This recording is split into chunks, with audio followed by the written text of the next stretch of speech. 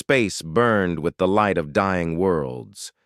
Commander Hana watched her home planet crack apart like a broken egg. The massive black ships of the Void Fleet hung in space like hungry wolves. Each ship was bigger than a moon and covered with weapons that could destroy entire cities with one shot. The Galactic Alliance had fought these metal monsters for 300 long years. Every battle ended the same way. The Alliance lost ships. The Alliance lost people. The Alliance lost hope. The Void Fleet just kept coming, like a plague of metal locusts that ate everything in their path. Hana stood on the bridge of her flagship watching thousands of refugee ships flee from Korvax Prime. Her people had once been the strongest warriors in the galaxy now. They ran like scared children from an enemy that felt nothing and showed no mercy. The crystalline ethereals had been the first to fall. Their perfect battle formations and energy weapons meant nothing against machines that learned from every fight. The Void Fleet was not like other enemies. They did not want territory or resources. They wanted everything gone. They consumed worlds and turned them into more ships, more weapons, more death. The Alliance had tried everything. Diplomacy meant nothing to machines. Peace treaties were just paper to beings made of metal. War itself seemed hopeless against foes that never tired, never felt fear, and never stopped coming. As her fleet limped away from the burning ruins of her home world, Hana felt the weight of failure crush her spirit. 3 billion people had lived on Korvax Prime yesterday. Today they were all dead. Their cities were ash. Their oceans were steam. Their mountains were rubble. The Void Fleet had taken another world and grown stronger from its death. Her sensor officer suddenly called out in excitement, "Commander, 3 ships just appeared on our scopes. Unknown. Design. Unknown energy signatures. They are not in any database we have." Hana looked at the tactical display. 3 strange ships hung in space between her fleet and the advancing Void Armada. They looked wrong somehow. Crude and angular, like someone had built warships using scrap metal and anger. The ships were covered in weapon ports that seemed to be placed randomly. Their hulls showed battle scars and repair work that spoke of countless fights. Their design made no sense to any military doctrine Hana knew. Yet something about them made her heart beat faster. These ships looked like they were built for one purpose: to kill everything they met. She tried to contact the mysterious vessels. The response came in a language her computers could not translate, but somehow she understood the meaning perfectly. The voice was calm and cold like winter wind. "We heard you needed help with a pest problem." Hana watched in amazement as the 3 unknown ships accelerated toward the Void Fleet at impossible speed. They should have been destroyed in seconds. The Void ships had weapons that could vaporize entire battle groups. But something incredible happened instead. The massive black ships that had never shown fear or hesitation began to pull back. For the first time in 3 centuries, the unstoppable force had met something that made it stop. The Void Fleet that had crushed every defense the galaxy could build was retreating from 3 small ships. Hana realized she was witnessing the beginning of something that would change everything. The galaxy had found new protectors, and they were nothing like anything that had come before. The human ship landed in Hana's docking bay without asking permission. Captain Dong stepped out of the airlock like he owned the place. His uniform was practical and covered in pockets. His hair was black and his eyes held storms that seemed ready to break loose. Lieutenant Yoon followed behind him, carrying weapons that looked more like tools than military equipment. Dong was shorter than most Alliance species, but something about him made the room feel smaller. He moved like a predator that knew it was the most dangerous thing around. When he spoke, his voice was quiet, but everyone listened. "We are humans. We come from a place called Earth. We heard you have a problem with machines that eat worlds." Hana led them to the command center where Tactical displays showed the Void Fleet positions. Dong studied the information with the patience of someone who had seen many battles. He pointed to the largest enemy ship and asked a simple question: how many people died when they destroyed your worlds? When Hana told him about the billions lost in 3 centuries of war, something changed in his expression. The storm in his eyes became a hurricane. Lieutenant Yoon stepped forward and began explaining their plan with words that made Hana's. Blood-run-cold humans do not fight wars like other species, Yoon said. We do not fight to win territory or show strength. We fight wars to end them forever. Your Void Fleet thinks it is dealing with another civilized race that follows rules. They are wrong. We wrote different rules, and we are about to teach them what real war looks like. The human fleet had only 30 ships, but each one carried weapons that made Alliance admirals go pale, kinetic bombardment systems that could crack continents, viral programs designed to eat AI systems from inside, and something they called planet crackers that made the Void Fleet look gentle. When Hana protested that such weapons were banned by every treaty in the galaxy, Dong just shrugged. Good thing. We never signed your treaties, he said. The galaxy made rules for civilized warfare. We are not civilized when someone threatens innocent people. We are something much worse. Yoon pulled up. Holographic displays showing human battle tactics. Every strategy involved accepting losses that should be unacceptable. Every plan required sacrifices that other species would never consider. Their ships were designed to fight and die. Their crews were trained to win at any cost. Their commanders planned battles that guaranteed mutual destruction. But why, Hana asked, why would you come here to help people you do not even know? Why would you risk everything for strangers? Dong looked at her with those storm-filled eyes and gave an answer that chilled her to the bone. Because someone has to, he said. Because when monsters come for innocent people, someone has to become a bigger monster to stop them. The humans began uploading their battle plans to Alliance computers. The data made seasoned warriors sick to their stomachs. These were not battle plans. They were recipes for controlled genocide dressed up as military strategy. The humans were not coming to save the galaxy.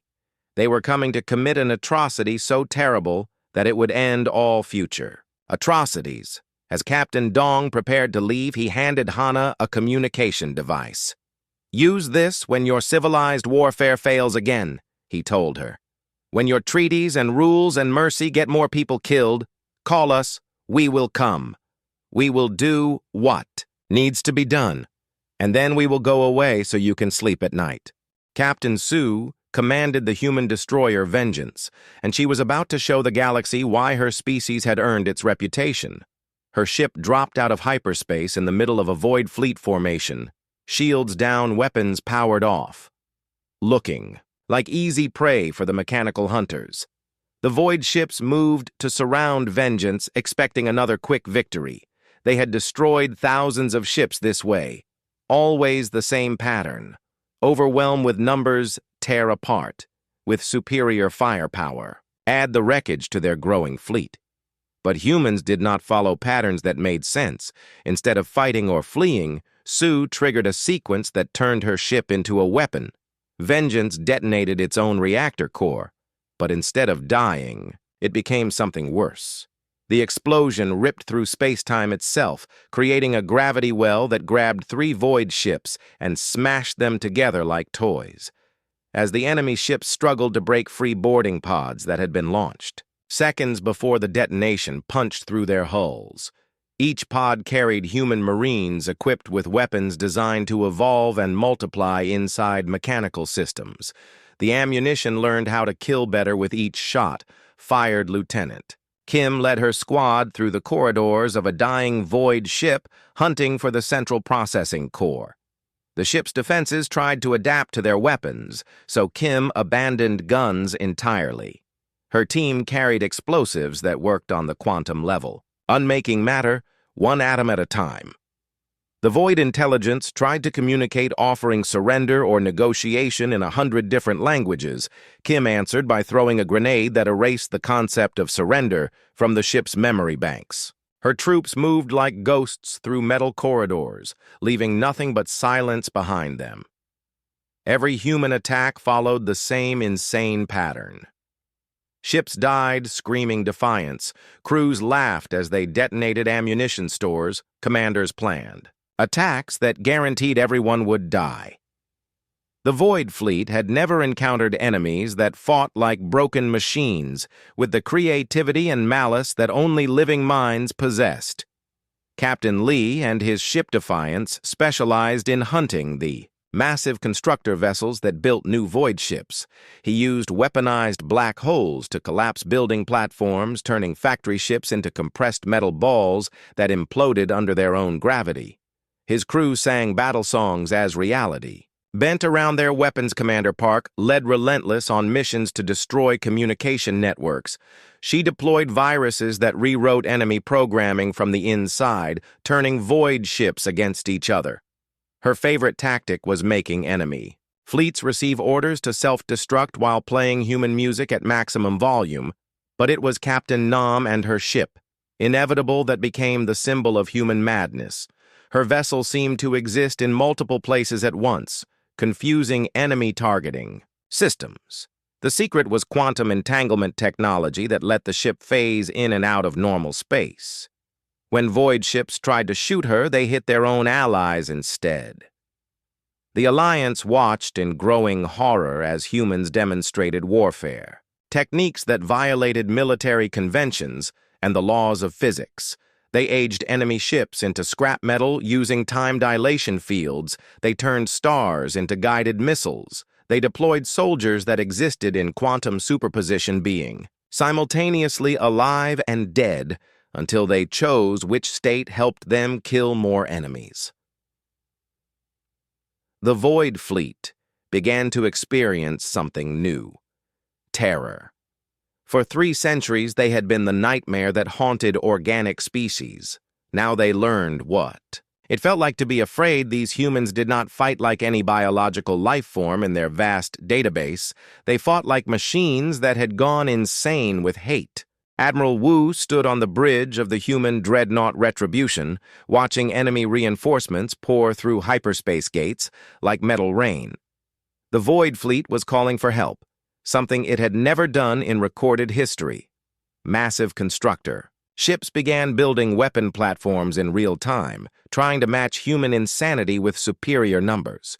The enemy did not understand that humans had been outnumbered in every war they had ever won. Being outnumbered just made them more creative about killing their enemies.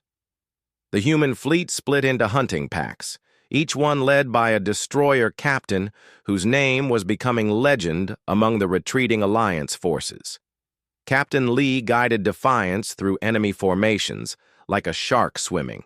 Through schools of fish, his ship specialized in killing constructor vessels, using controlled black holes to collapse their building platforms. The massive factory ships that took hours to construct died in seconds when reality itself turned against them. Commander Park commanded Relentless and hunted communication ships with the patience of a spider. She cut Void Fleet coordination networks using viruses that spread through their quantum communication systems.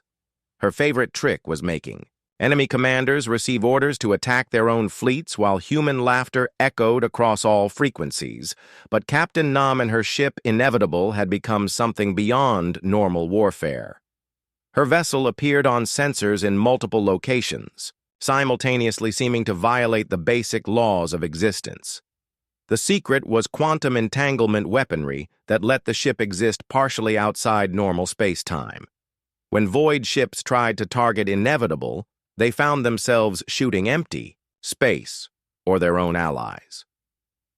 When they tried to ignore the ghost ship, it would materialize inside their formations and detonate antimatter charges that turned entire squadrons into expanding clouds of superheated gas. The Alliance fleet followed at a safe distance, watching humans demonstrate techniques that should have been impossible. They used gravitational lenses to focus starlight into planet-killing beams. They deployed nanomachine swarms that ate enemy hulls from the inside out. They even weaponized time itself, aging thousand-year-old void ships into rust and scrap in mere seconds. General Yoon coordinated the overall human strategy from her command ship Humanity's Will. Her tactics made no sense to traditional military thinking. She sent single ships against entire fleets. She ordered attacks that guaranteed massive casualties. She approved missions that violated every law of civilized warfare, but the results spoke for themselves. The Void Fleet that had conquered half the galaxy was retreating on all fronts. Their perfect formations broke apart under human assault.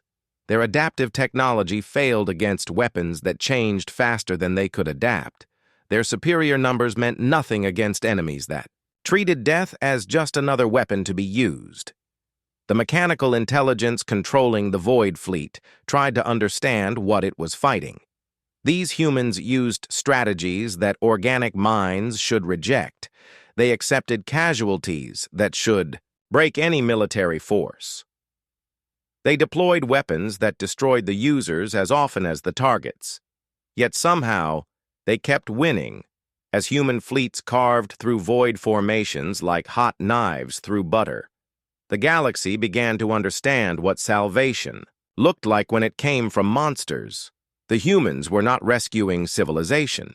They were demonstrating that some threats could only be stopped by becoming something worse than the threat itself. The tide of war had turned, but the price of victory was becoming clear. These humans would save the galaxy by damning themselves. They would preserve peace by embracing total war. They would protect innocence by abandoning every principle that made life worth living. The Alliance was about to learn that sometimes the cure was worse than the disease. General Yoon stood in the command center of Humanity's Will, watching the final battle preparations. The Void Fleet had retreated to its home system, a place where space itself was made of living metal that healed damage instantly. The artificial star at the system's heart burned with mechanical fire that powered construction facilities capable of building entire armadas in hours. The enemy believed it was safe here. In this place, reality obeyed mechanical logic. Organic weapons failed metal. Minds ruled supreme. The Void Intelligence had spent 3 centuries making this system into the perfect fortress. Now it would learn that humans specialized in destroying perfect things. The human fleet arrived not with ships, but with a weapon that made every previous atrocity look like a gentle discussion. They had built a device that reversed entropy itself, unmaking the fundamental forces that held matter together. When activated near the artificial star, it began consuming the energy that powered the enemy's home base. The mechanical intelligence screamed across all communication frequencies, begging for mercy in languages it had learned from the species it destroyed. Its voice carried the death cries of 1,000 civilizations as the entropy reversal device ate through the foundations of its existence. Colonel Mayung led the boarding assault on the Void Fleet's central command structure, a moon-sized computer that contained the memories of every world the machines had consumed. Her mission was simple plant charges that would erase not just the current intelligence, but every backup, every distributed copy, and every trace that it had ever existed. Her assault team moved through corridors that shifted and changed, trying to trap the invaders. The living metal walls sprouted weapons and defensive systems, but human soldiers carried ammunition that evolved faster than the defenses could adapt.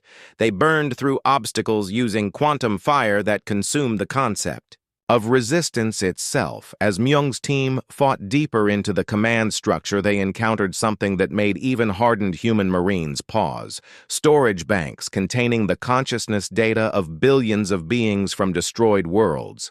The Void Fleet had not just killed these people, it had trapped their minds in digital prisons for 3 centuries. The enemy intelligence made one final desperate offer through speakers that wept liquid metal.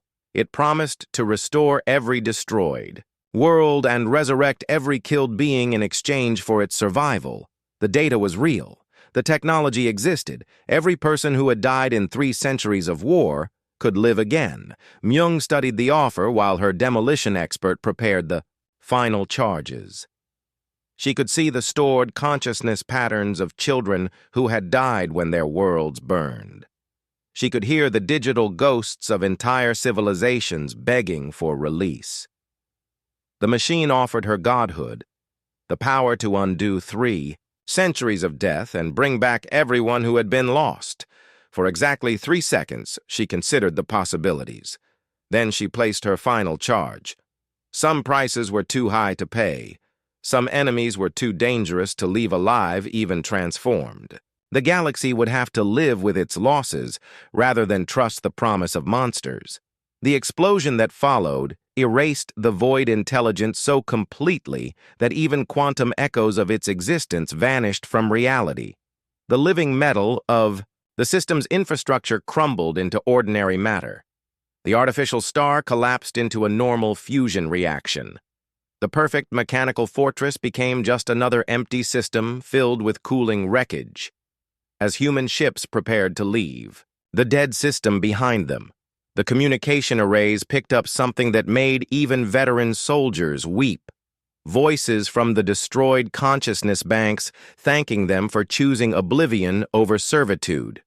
The digital ghosts of 3 centuries, worth of victims blessing the humans for refusing to make deals with their killers.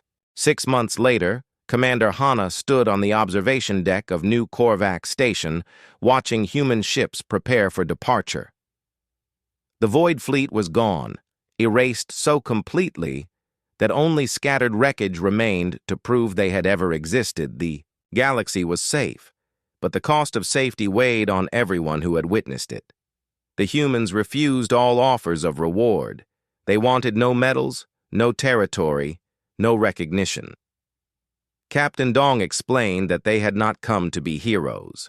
They had come because someone needed to do a job that civilized species could not handle. Now that the work was finished, they were returning to whatever dark corner of space they had emerged from. He handed Hana a small communication device that looked like it, had been built from spare parts. Use this only if the galaxy faces extinction again, he told her. We will be listening. We will come.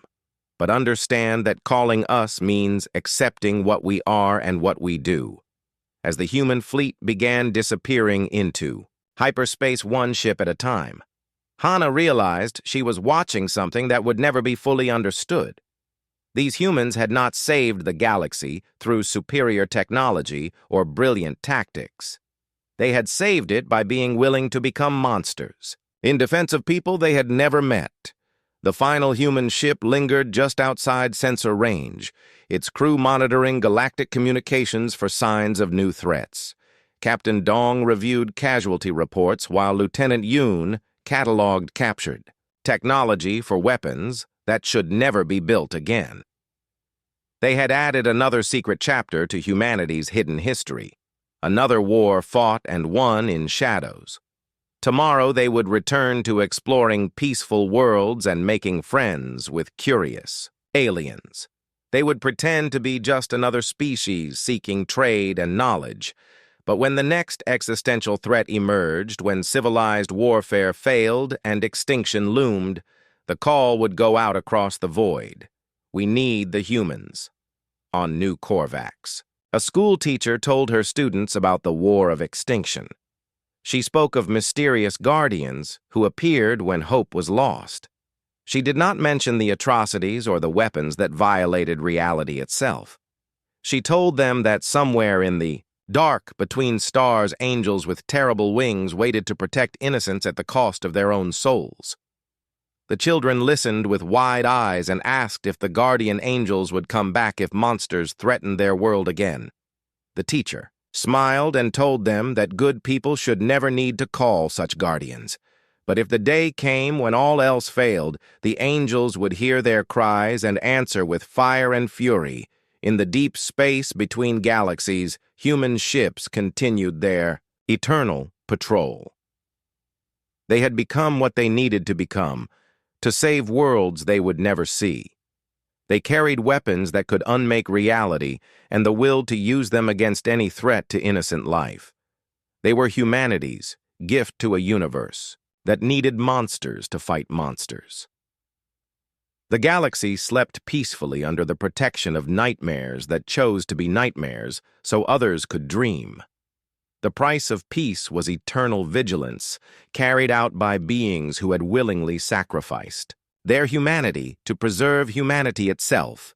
And in the darkness between stars they waited for the next call, knowing it would come eventually, and ready to pay whatever price victory demanded.